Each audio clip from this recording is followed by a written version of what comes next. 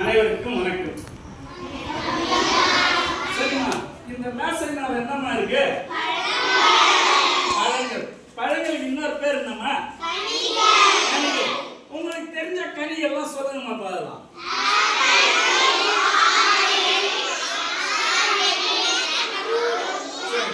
Apple, orange, திராட்சை, மாதுளை, இது மாதிரி பல கனிகள் இருக்குது இல்லையா? இங்க என்னென்ன கனிகள் இருக்குது?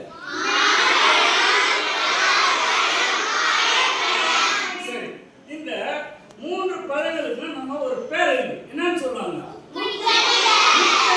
அதாவது கனிகள் பல இருக்குது. ஆனாலும் இந்த முக்கனிகள் பேர் மா, பலா, வாழை. இது தனி சிறப்பு பெற்றது.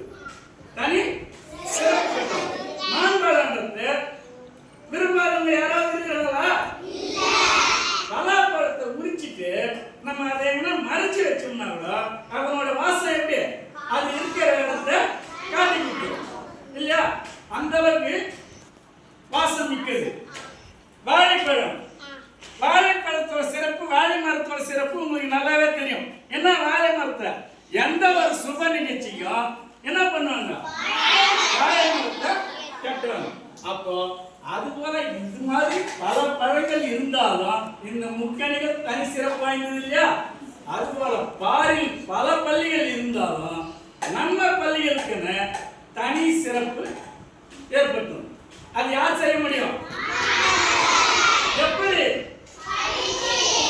மாணவர்களாகிய நீங்கள் தான் நம் பள்ளிக்கு நற்பெயரை ஏற்படுத்தி தர முடியும்.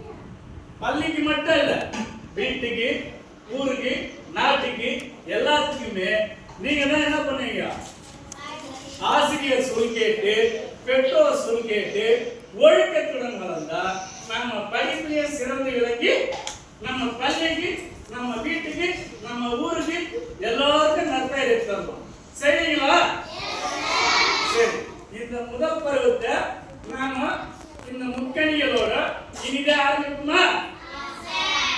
எல்லாருக்கும் சந்தோஷமா? சரி.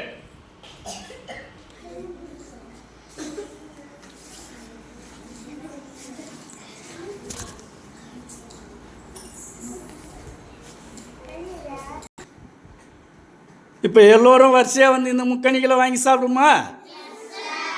சரி, இருங்க.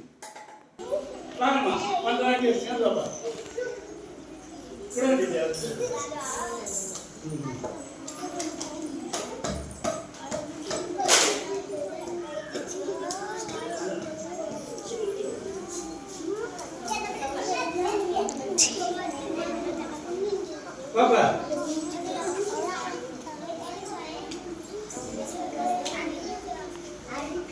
கையில பிடிங்க, ரெண்டு கை பிடிங்க. சரி, இதே மாதிரி வச்சா வாங்கிக்கிறீங்களா? ஒவ்வொருத்தரும்